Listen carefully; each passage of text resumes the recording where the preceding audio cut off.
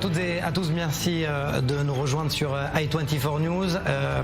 L'information, finalement, nous voulions parler des opérations en Judée-Samarie et force est de constater que tout a implosé ou explosé avec les dernières déclarations de Donald Trump. Donald Trump qui veut prendre le contrôle de Gaza. Oui, le contrôle par la force, mais par la force des mots et pas par la force des armes. D'abord, état des lieux, on en parle juste après. La déclaration a surpris tout le monde, y compris le Premier ministre Benjamin Netanyahou. Les États-Unis prendront le contrôle de la bande de Gaza et nous ferons du bon travail avec elle aussi. Nous serons responsables du démantèlement de toutes les bombes dangereuses qui n'ont pas explosé sur le site et de l'élimination des bâtiments détruits, de la création d'un développement économique qui fournira un nombre illimité d'emplois et de logements pour les habitants de la région. Le président américain a donc annoncé que les États-Unis prendraient le contrôle de la bande de Gaza, souhaitant même en faire la Riviera du Moyen-Orient. Donald Trump reste également déterminé à évacuer la population gazaoui. Pour lui, il est impossible de revenir en arrière, ajoutant que d'autres dirigeants de la région soutenaient son idée. Et lorsqu'un journaliste lui demande si les Gazaouis pourraient ensuite retourner dans le territoire, il répond « J'espère que nous pourrons faire quelque chose de vraiment bien où ils ne voudront pas revenir. Pourquoi voudraient-ils revenir? Cet endroit était un véritable enfer. » Outre Gaza, Donald Trump a également mentionné l'Iran et le risque que le régime des Mollahs obtienne l'arme nucléaire. Je veux vraiment voir la paix. J'espère que nous y parviendrons. Ils ne peuvent pas avoir l'arme nucléaire, c'est très simple. Et s'ils finissaient par l'avoir, malgré ce que je viens de dire, je pense que ce sera très malheureux pour eux. Si en revanche ils parviennent à nous convaincre qu'ils ne le feront pas, et j'espère qu'ils y parviendront, c'est très facile à faire. En ce qui concerne les otages, Donald Trump affirme que les États-Unis deviendraient un peu plus violents si le Hamas ne libérait pas tous ceux qu'il détient, parce qu'ils n'auraient pas tenu leur parole. Des déclarations qui ont satisfait le Premier ministre israélien qui n'a pas manqué de remercier Donald Trump, le qualifiant de meilleur ami qu'Israël ait jamais eu à la Maison-Blanche. Alors je vous pose la question, Guy Ezriel, vous êtes aux États-Unis. Est-ce que Israël n'a jamais eu un ami aussi bon que Donald Trump, ou alors tout ça ce n'est que pour les caméras?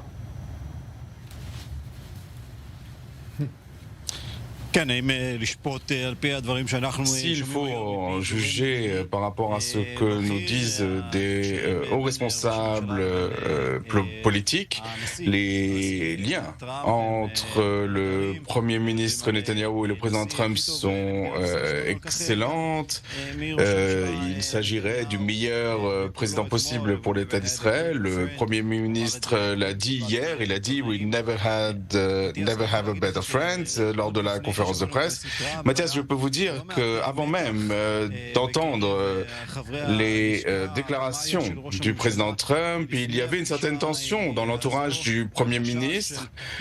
Il y avait des craintes quant à ce qu'on pouvait attendre du président Trump, qui est parfois quelqu'un d'inattendu, mais d'après ce qu'on a attendu dans le bureau ovale et lors de la conférence de presse, on a pu voir comment les membres de la délégation israélienne étaient rassurés et on a pu soudain voir un sourire sur leur visage plus le président Trump faisait ses déclarations. Donc les responsables israéliens ont dit que ce qu'a dit le président Trump va bien au-delà de tous les espoirs israéliens. Vous avez des kilomètres de conférences de presse, vous connaissez parfaitement Benjamin Netanyahou. Ça me fait penser, et j'y étais, en Azerbaïdjan, lorsque le président azerbaïdjanais dit à Benjamin Netanyahou à l'époque, allez, on vous a acheté pour plusieurs milliards de dollars de munitions.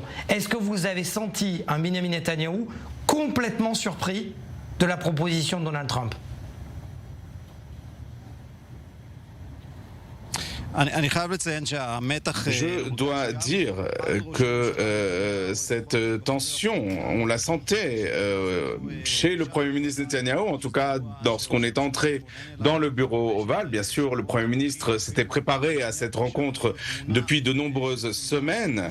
Avant même la rencontre, on a vu le Premier ministre consulter le ministre Ron Dermer et son aide de camp Roman Goffman. Donc il y avait avait une préparation très importante, mais dans le bureau ovale, on a vu que plus le temps passait, eh bien, on a pu voir un sourire apparaître sur le visage du Premier ministre. Il ne s'attendait pas à ce que le résultat de cette rencontre soit aussi favorable. Quand le président Trump a parlé de l'expulsion des Gazaouis, ce qu'il a dit hier allait bien au-delà des attentes israéliennes. Et on a été surpris aussi de ne pas avoir de mauvaises surprises de la part de Trump. Néanmoins, au-delà de cette joie du côté israélien, en ce qui concerne une éventuelle attaque en Iran, Israël espérait obtenir le soutien des États-Unis. Et bien sûr, ce sujet, le président Trump a été clair, ne veut pas aujourd'hui d'une attaque israélienne contre les sites nucléaires iraniens, mais il a mis en avant une politique de pression maximale sur le régime iranien. Merci infiniment, Guy Ezriel, et rentrez-nous vite en Israël. Merci à vous. Alors avec nous, Erez Kreiner, merci d'être avec nous. Vous êtes ancien cadre du Shabak, spécialiste de cybersécurité. Je suis ravi de vous avoir avec moi en plateau, dans Défense. Quand Donald Trump dit « je vais prendre par la force Gaza », c'est la force des mots, on est bien d'accord. On ne va pas avoir des Green Beret, des Navy Seals demain à Gaza. Alors, bonsoir à tous.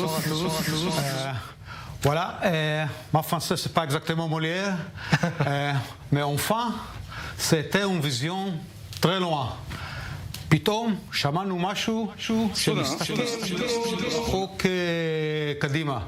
וטראמפ, כמו טראמפ, הוא זורק רימון לחדר ורואה מה קורה ומתארגן מסביב. Alors juste, je précise qu'il y a un problème de traduction.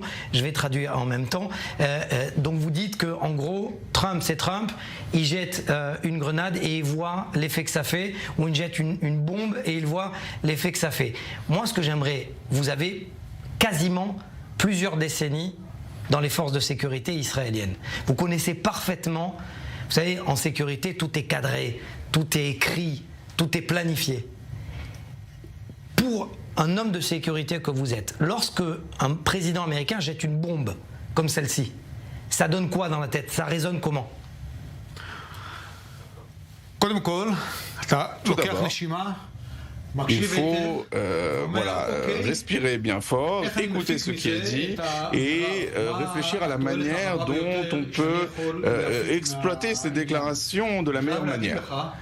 Et je dois vous dire que dans certains médias arabes, cette bombe lancée par Trump, par le président Trump, hier, eh bien, ils ont qualifié cela vraiment d'une bombe nucléaire.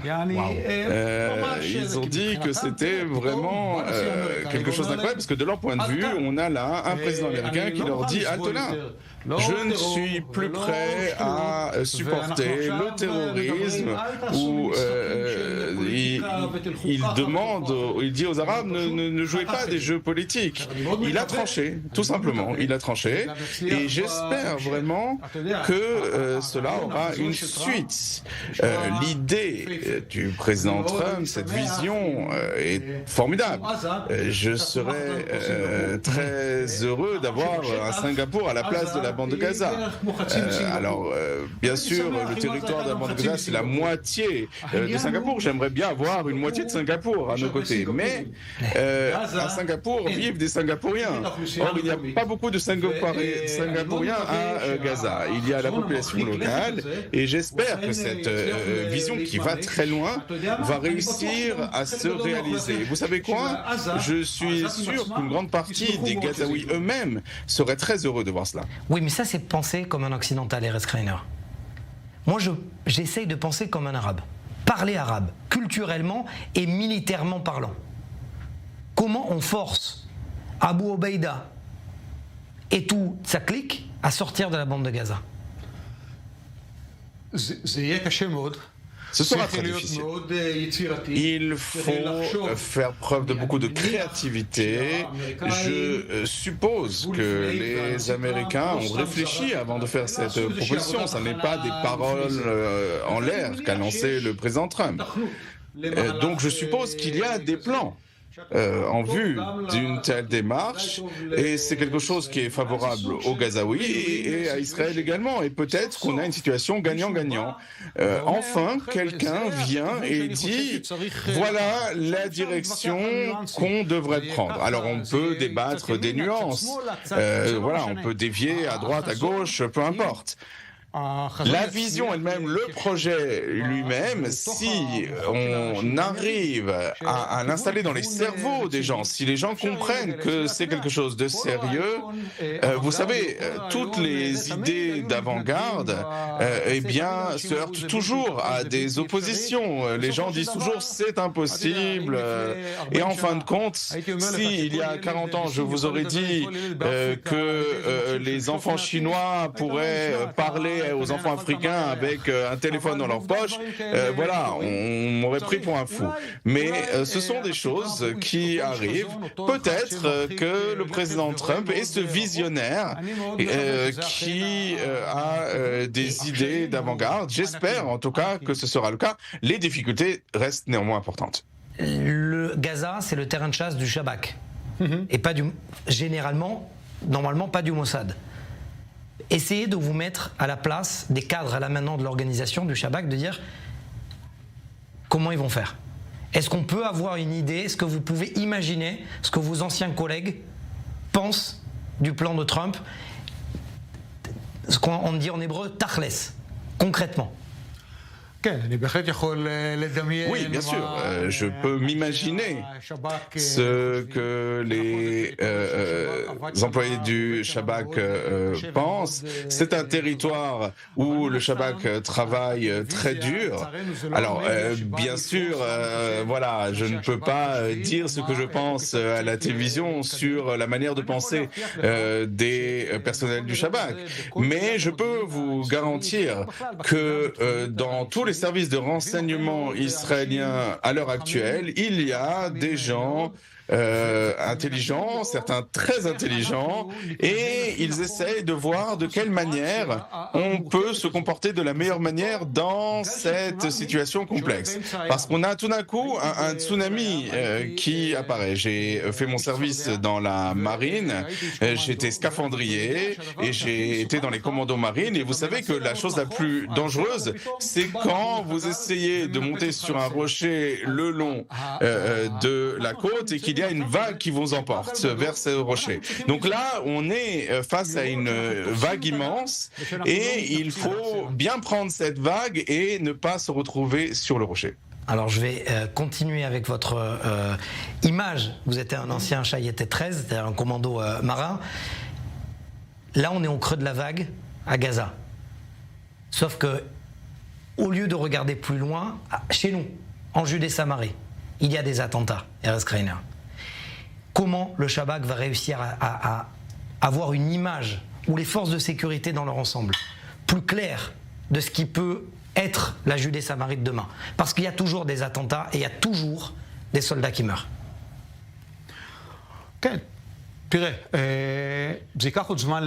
Écoutez, il faudra encore du temps pour digérer les choses et savoir quelle direction nous sommes en train de prendre. Alors, la bande de Gaza, c'est complètement différent de ce qui se passe en Judée et Samarie. D'abord, la population est différente et aussi le territoire de Judée et Samarie est sous notre contrôle sécuritaire, ce qui n'était pas vraiment le cas de la bande de Gaza avant le 7 octobre. On a vu d'ailleurs les conséquences.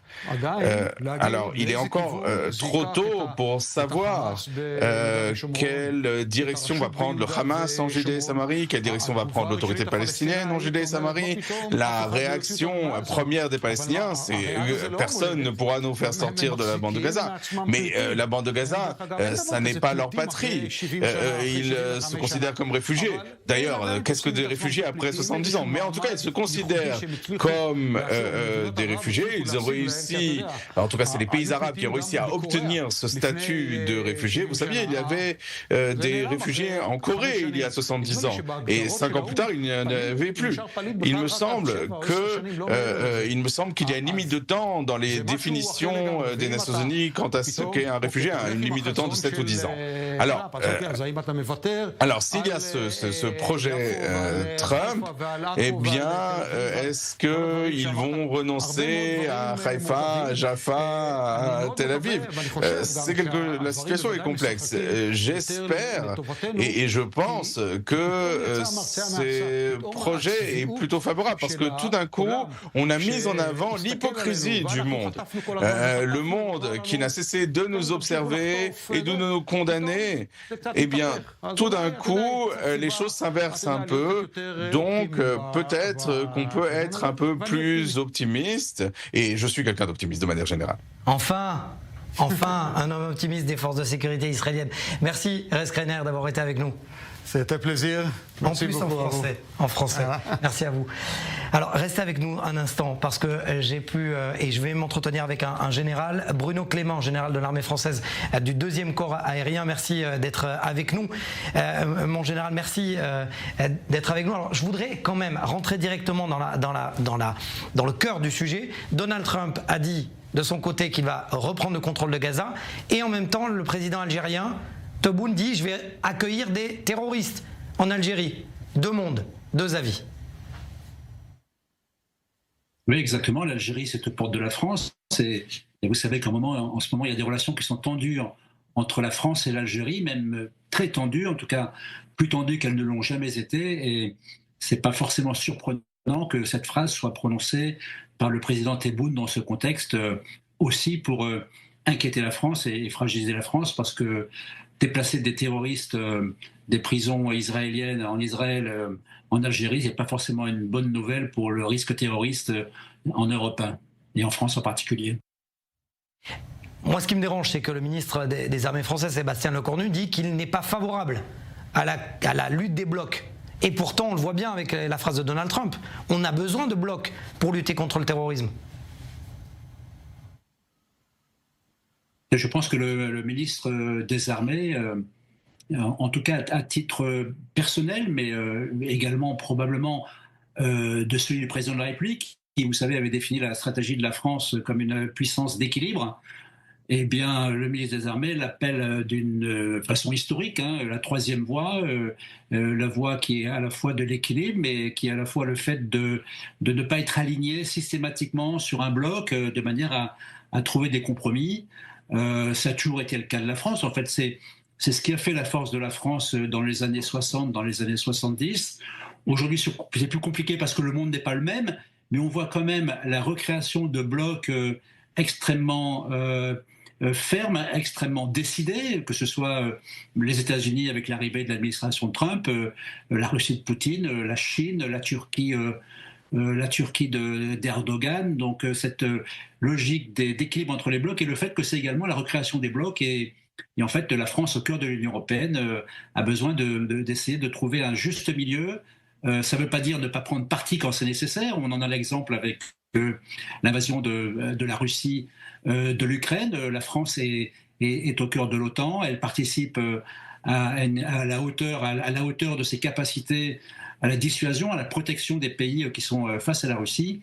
Donc chercher une troisième voie ne veut pas dire n'être pas capable d'avoir une stratégie qui défend les intérêts de la France, mais sans d'une rigidité qui est un alignement, par exemple, systématiquement sur les États-Unis. Je pense que c'est ça que voulait évoquer le ministre des Armées, et que la France veut évoquer régulièrement au travers de cette fameuse autonomie stratégique dont on voit avec l'administration Trump qu'elle prend quand même pas mal de pertinence. J'aimerais, avec votre permission, revenir à la première question. Si des terroristes du Hamas et du djihad islamique se retrouvent en Algérie, c'est très proche quand même de la frontière française. Est-ce que la France peut intervenir dans ce cas-là ? Non, l'Algérie est un État souverain. La France reconnaît la souveraineté de l'Algérie. C'est une décision de l'Algérie. Je pense que cette décision a peu de chances d'aboutir, mais on va voir. Peut-être que l'histoire me donnera tort. On est dans une stratégie déclaratoire du président Tebboune qui veut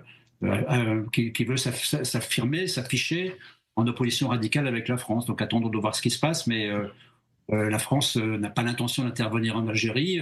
Si la France intervient en Algérie, ce sera dans le cadre de la légitime défense. Pour l'instant, il n'y a pas d'agression de l'Algérie. On n'en est pas du tout à ce stade-là. On est plutôt au stade de rétablir des relations diplomatiques sur la base de rapports de force bien sentis, en tout cas de la France vis-à-vis de l'Algérie. Alors revenons au nouveau Proche-Orient de Donald Trump.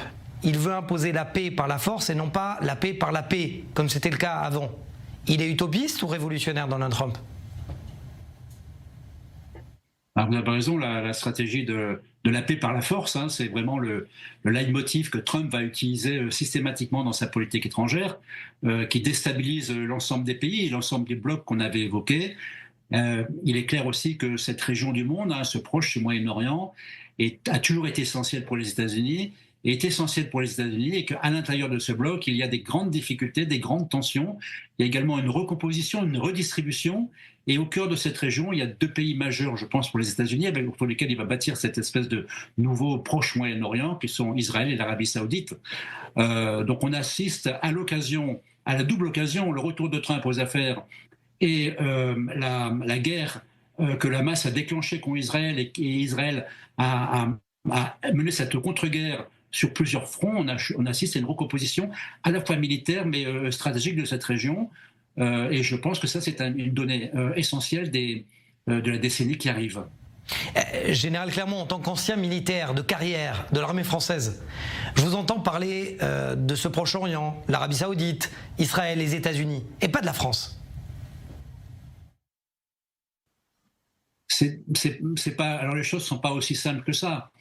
Mais évidemment, les États-Unis, le poids stratégique, le poids économique des États-Unis écrase tout le reste du monde.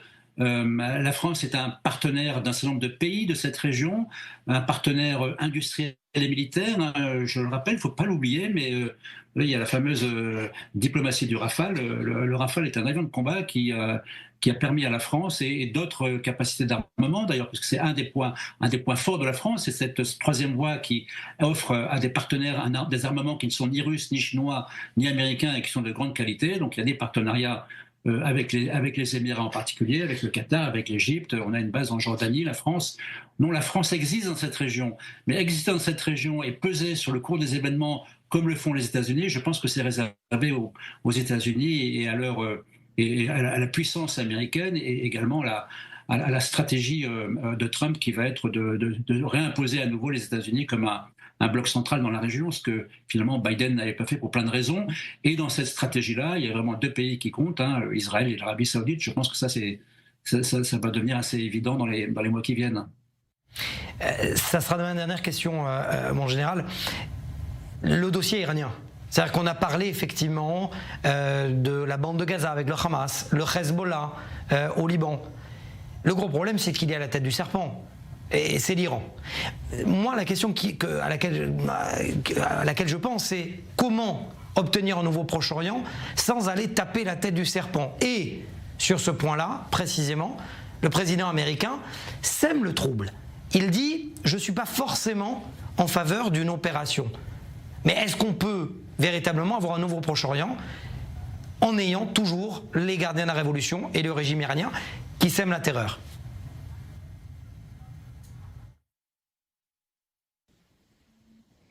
C'est vraiment une question importante, puisque l'Iran est le bras armé de tous ces fameux proxys qui ont harcelé, qui attaquent, qui veulent la destruction d'Israël. N'oublions pas qu'ils veulent la destruction d'Israël. Le Hamas veut détruire Israël, les Houthis veulent détruire Israël. C'est le grand.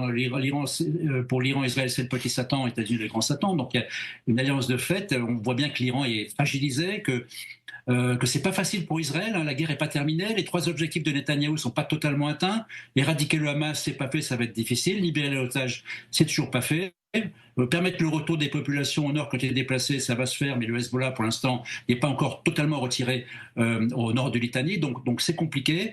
La stratégie de la paix par la force va continuer à s'appliquer, et la question essentielle, vous l'avez dite, c'est quelle sera la position de l'administration Trump vis-à-vis de l'Iran. Est-ce qu'il encouragera des frappes aériennes sur l'installation nucléaire? Est-ce qu'il va plutôt choisir la voie de la diplomatie? Aujourd'hui, je pense que tout est possible, et peut-être que la réunion qui a lieu importante aujourd'hui entre le président Trump et le Premier ministre israélien nous permettra d'y voir plus clair.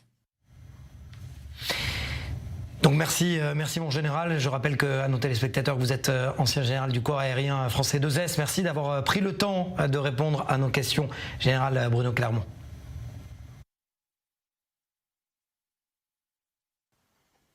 Je vous en prie.